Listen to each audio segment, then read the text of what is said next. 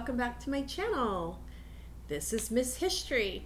I'm Rhonda, and this is where I talk about odd, unsolved historical mysteries. And if that sounds like something that you might be interested in, then please do consider subscribing. Last time, if you were here, because I took a week off because I had a reaction to a skincare product. And makeup wasn't going to cover it up. It was bad. But last time, I spoke about Jean Spangler, the actress who went missing and may or may not have been a victim of the same person that killed Elizabeth Short, aka the Black Dahlia. Today, we are going to be back in the Pacific Northwest, where we kind of started this series with D.B. Cooper. Accident or murder? What happened to the Martin family?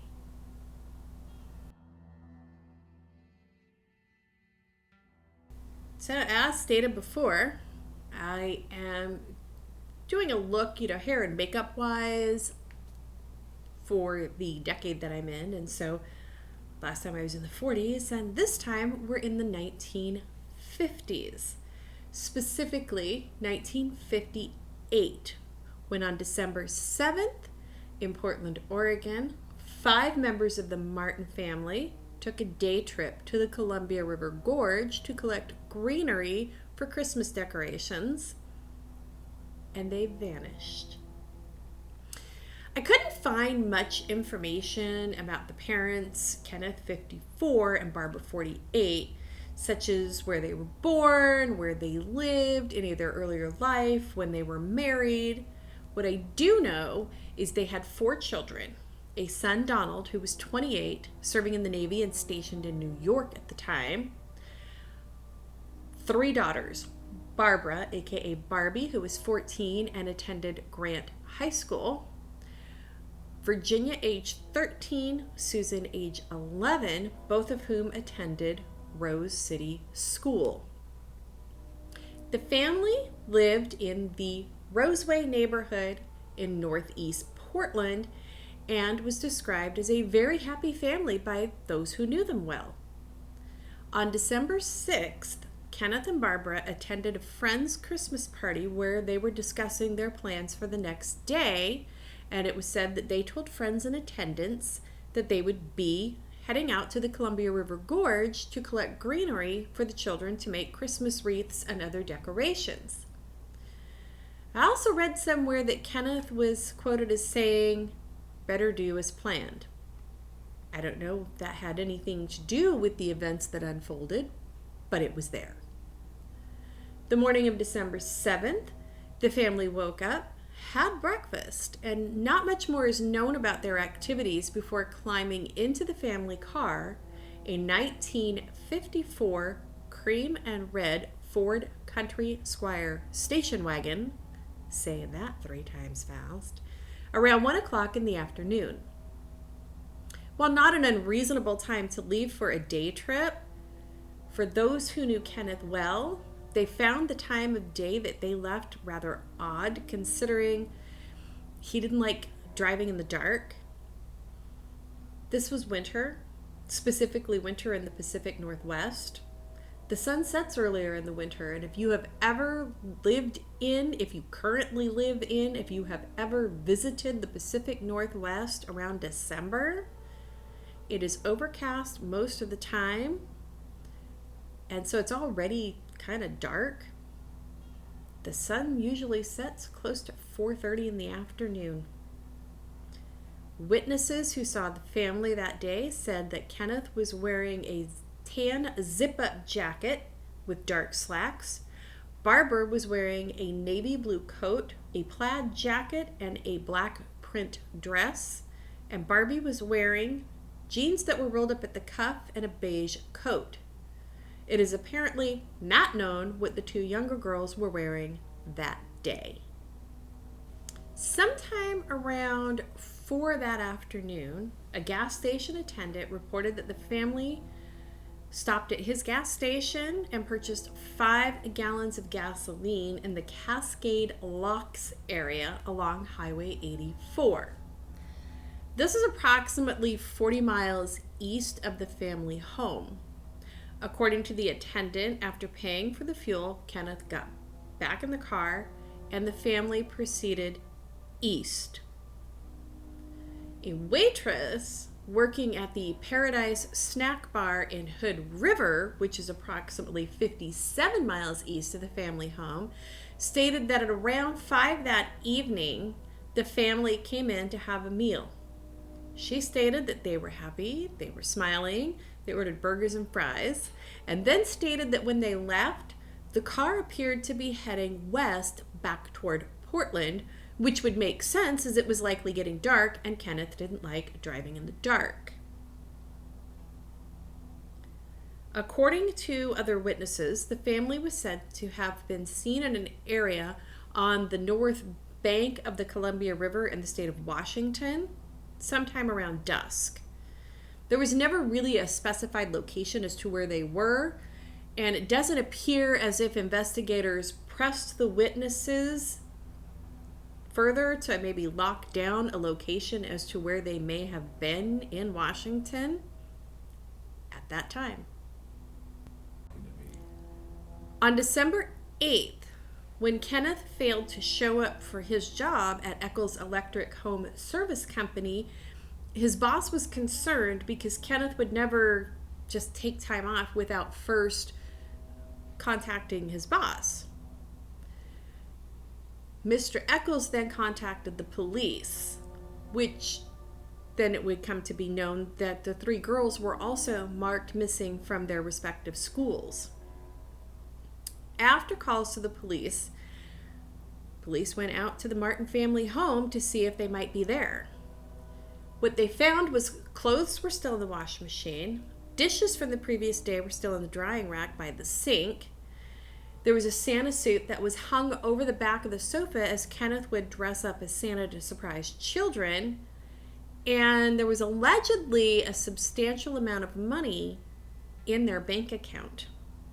When the family failed to return home, both Multnomah County and Hood River County Sheriff's Departments started an investigation into the disappearance of the family of 5. After speaking to both the gas station attendant and the waitress, they were able to establish a route that the family had taken. Early on in the investigation, police recovered a white Chevrolet near the Cascade Locks area that had been reported stolen out of California. Initially, the police didn't think that this was connected to the missing family. A different waiter at the restaurant in Hood River stated that there were 2 men in the restaurant at the same time as the family on December 7th. One was identified as Roy Light, who was an acquaintance of the waiter, and he was with Lester Kenneth Price. Those 2 men would leave at the same time as the family. The police did not investigate to see if it was possible that the men were linked to the disappearance of the family, and it would be learned that the 2 men were ex-convicts. They would be later arrested for the theft of the vehicle. What connection they may or may not have had to the family was seemingly never further investigated. How do you not look at that? I don't know. You've got 2 dudes, ex-cons, stealing a vehicle with such a strange coincidence that this happens around the same time that this family disappears. Right? I guess I don't understand how police investigated things. Maybe we're just so used to seeing stuff today, you know, with the television shows and the true crime shows, and we've got all of this other fancy schmancy stuff that we can use for investigation. You know, I can't imagine that they were not smart men. No. But, you know, I mean, I don't know. It was like, oh, okay, so we got these 2 guys, whatever, let's go have a cup of coffee. You would think at the very least, like, well, two criminals, his family disappeared. We wrap this one up. In a perfect world. Anyway. A few days after the disappearance of the family and the collection of the stolen vehicle, a man was out walking in the woods near the Cascade Locks area, and he found a Colt Commander handgun in a bush close to where the Chevrolet was recovered.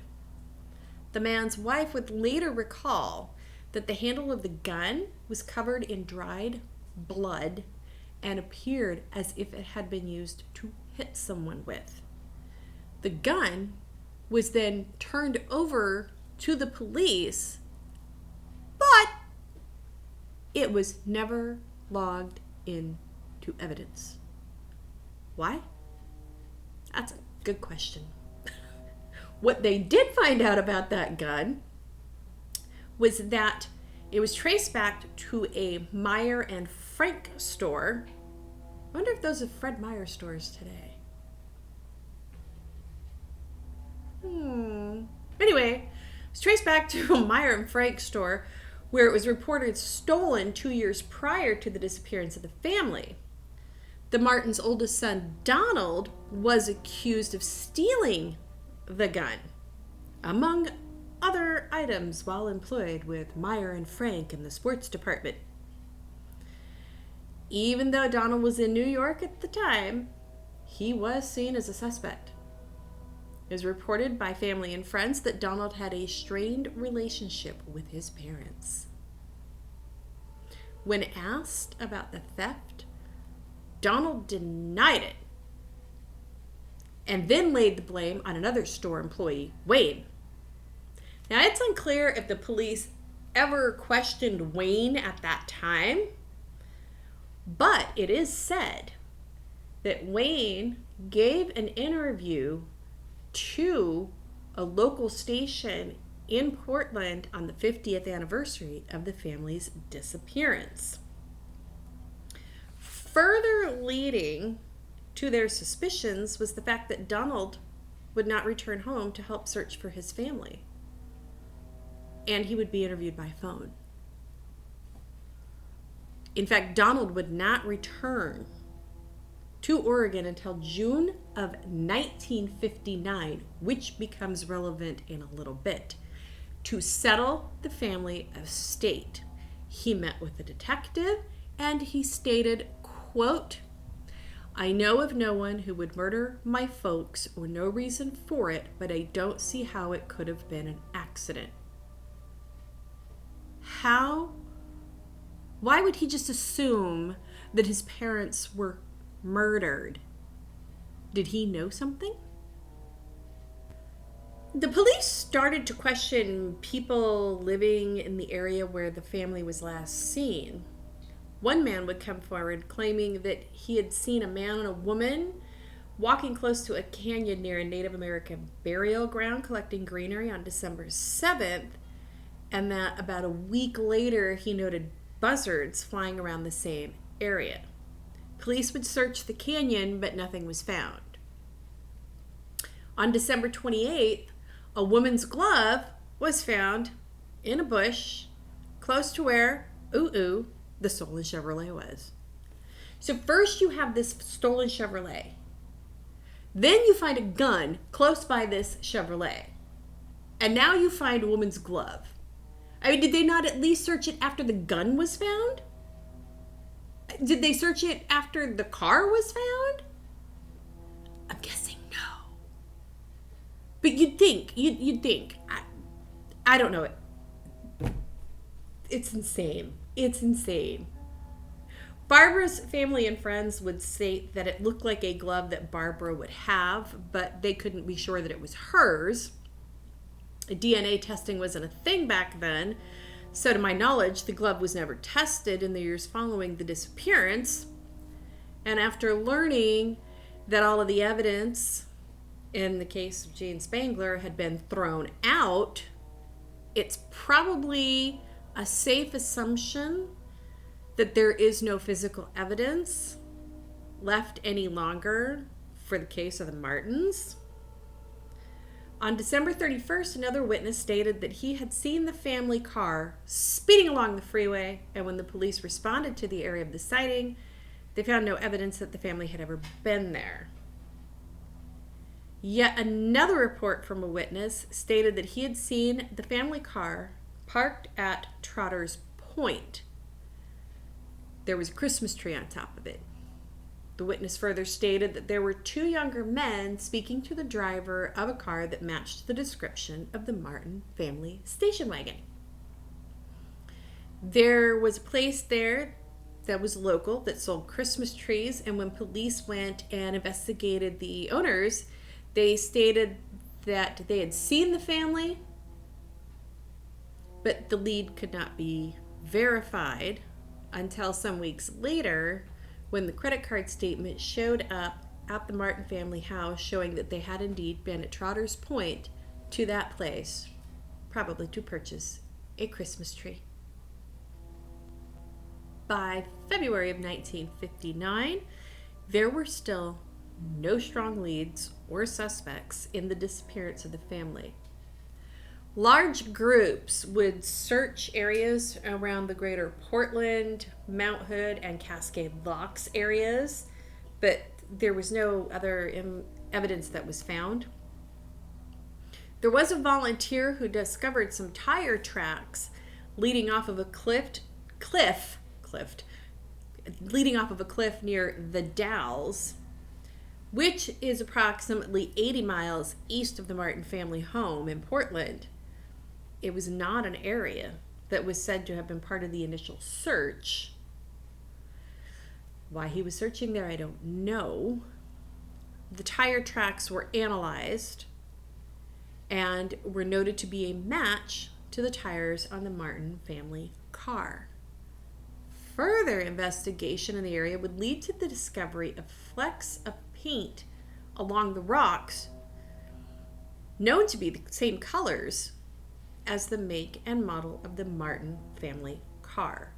They were sent to the FBI to be analyzed, and they couldn't say for sure whether it was the Martin family car, but yeah, it was stuff that paint that you would have found on that car.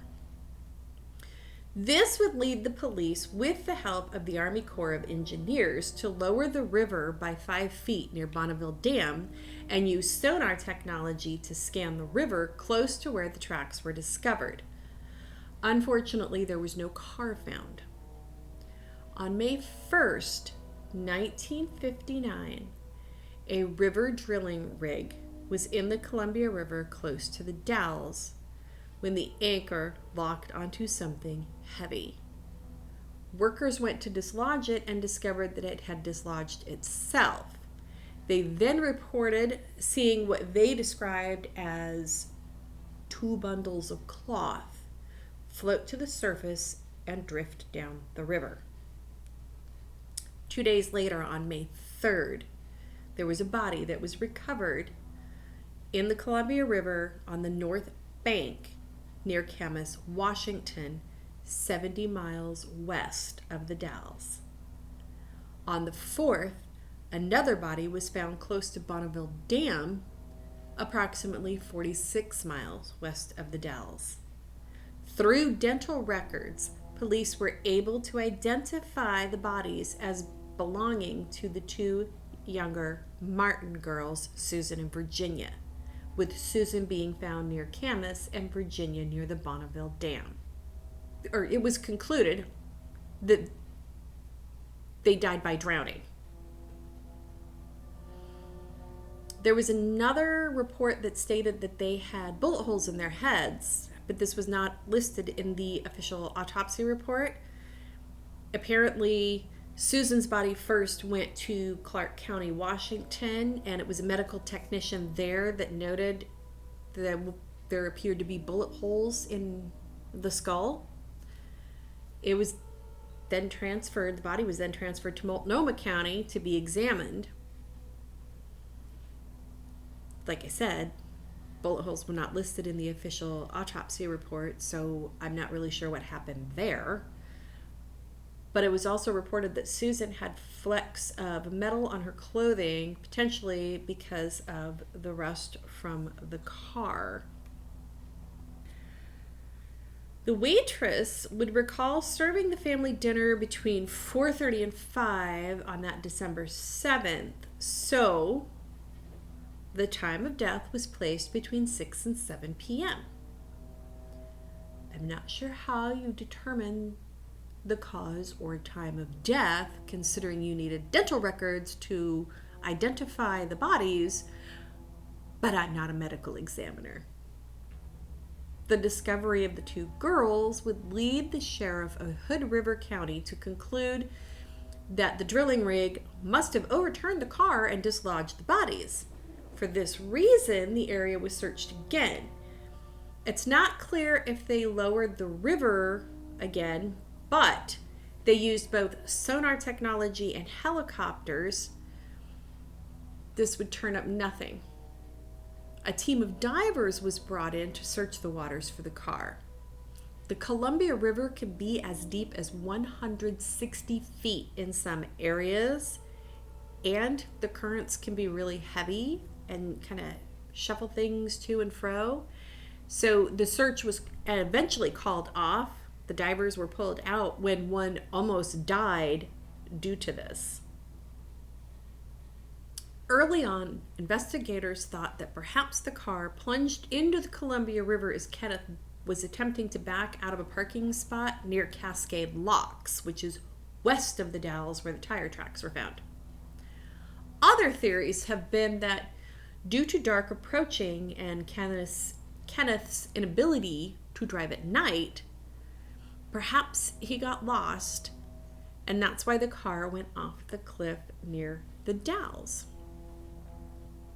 One of the last leads that the police would ever get came in 1961 when an anonymous letter was sent to the Oregon Journal stating that the writer had been parked with a companion near Cascade Locks when they saw the family car drive under the railroad.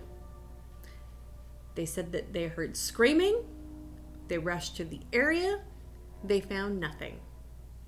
The theory that Kenneth either lost control of the vehicle and took a wrong turn near the Dalles and accidentally drove over a cliff was held mostly by Hood River County. Multnomah County believed that there was foul play as the analyzed tracks were determined to look like the car had been deliberately pushed over the cliffs. How? I don't know. It never said that they found footprints, just tire tracks. How do you know that it looks like it was pushed? I don't know. There are no suspects. There are no motives. And apparently, Donald was dismissed as a suspect. And if it were a case of hijacking or carjacking, why would you push the car over the cliff? To get rid of it. After you killed the family, took whatever they had that you wanted. Or accomplished your mission, having been paid to kill the family. Donald. So now we come back to that one remaining family member, Donald. As I stated, he did not return to Oregon to help search for his family. He didn't even come back to attend the funerals of his two baby sisters. He didn't collect their remains from the crematorium. In fact, the remains of his two youngest sisters would go unclaimed until 1969 when an unnamed person retrieved them. Class act, Donald. He was the sole beneficiary to the family estate, which spent 7 years in probate. After inheriting the entire estate, Donald was said to move to Hawaii, where he got married. He had children of his own and allegedly never spoke about his missing family or his dead baby sisters until right before his death in 2004. before. I had stated it before. He had a strained relationship with his parents. It was said that Kenneth and Barbara were very strict and religious. After Donald was accused of stealing the items from the Meyer and Frank store, they would ship him off to a Christian college, which he would leave to enlist in the Navy.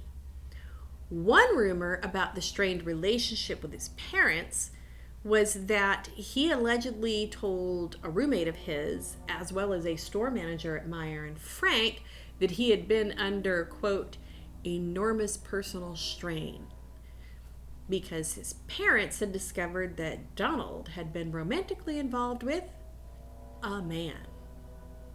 They were very vocal about their disapproval. This theory has never been proved or disproved, and that said, remember Wayne, the guy that Donald was throwing under the bus for the theft of the gun at Meyer and Frank back in like the 50s? Well, when he was giving his interview, he stated that Donald's parents actually caught him, Donald, with another man. He also said that he thought that it was possible that Donald had hired someone to kill his family to inherit their estate. One theory that I stumbled across while researching was that perhaps Donald was the product of an earlier relationship to either his mother or his father. And that's because there was a 14-year age difference between Donald and the oldest daughter, Barbie. I suppose anything is possible, but that type of thing could have been very scandalous in the 1950s. I mean, divorce, children born out of wedlock, very taboo. There is also a rumor that one of the three girls was pregnant and that Donald was the father. Whatever the reason, Donald didn't get on well with his parents. Seriously though, how would you not want to know what happened to them? I mean, unless you already knew the reason for the disappearance of your family. Whatever secrets Donald had about his relationship with his parents, his family, whether or not he was gay, he took all of that with him to his grave. Is it possible that Donald hired the two ex-convicts to disappear his family for his own personal gain? I mean, it just seems all too convenient that they would be following the family around, allegedly with a gun that Donald was accused of stealing. One other gun theory is that Kenneth actually had possession of the gun and that it was used against him and his family, likely by Roy Light and his accomplice. Again, this is just a theory, but you do have to wonder, why did the police never log the gun into evidence? It was like they never looked at it, nothing outside of figuring out that it was a stolen handgun from Meyer and Frank. It actually appears that that gun was returned to the people who found it back in 1958-59 along the banks near the Columbia River by where that stolen Chevrolet was found. They have it back. Weird, right? In July of 1999, a columnist for the Oregonian got inspired by the case and coordinated a search of the Columbia River close to Cascade locks to look for the car. This time, new sonar, GPS, and LiDAR, submerged acoustic innovation, were used. The search was unsuccessful. But I have to wonder why she chose to search around the Cascade locks instead of the Dalles, where it was discovered that the tire tracks were that matched the family car. Is it possible that the currents of the Columbia River carried the car downstream from the Dalles to the Cascade locks? Maybe. Have you ever heard of this case? Got any theories of your own about what happened? It's just so sad that an entire family would vanish and go missing, and their only son just wasn't even seemingly bothered by that fact. And I have so many more questions now than what I did when I first started researching it. Let me know your thoughts in the comments. I am working through a list of unsolved cases, but if you know of any that you'd like to see me talk about on a future episode, let me know. Don't forget to like, subscribe, and share this video. And until next time, stay safe out there. It's a crazy world. Bye.